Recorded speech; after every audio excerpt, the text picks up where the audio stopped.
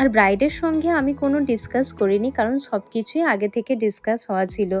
তার প্রেফারেন্স ছিল যাতে একটু গ্লোয়ি বেস হয় আর সব কিছু যেন হালকার মধ্যেই থাকে, যেটা এখন মোস্ট অফ ব্রাইডের ডিমান্ড। আমার 100% দিয়ে চেষ্টা করি ব্রাইডের মনের মতন করে তাকে সাজানোর। আপনারাও শেষ অবধি দেখবেন, কমেন্টে অবশ্যই জানাবেন আমার এই মিষ্টি ব্রাইডটিকে কেমন লাগছে। আর জানিয়ে রাখছি 2026-এর বুকিং অলরেডি শুরু হয়ে গেছে। যারা চাইছো নিজেদের স্পেশাল ডেটে আমার কাছে সুন্দর মেকওভার পেতে, তাহলে স্ক্রিনে দেওয়া নাম্বারটিতে অবশ্যই যোগাযোগ করবেন আর নিজেদের স্লটটা বুক করে নেবেন।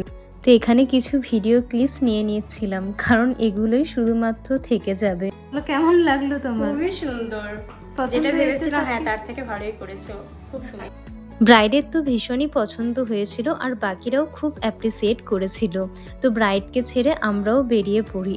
টাটা সকলকে, সবাই খুব ভালো থেকো।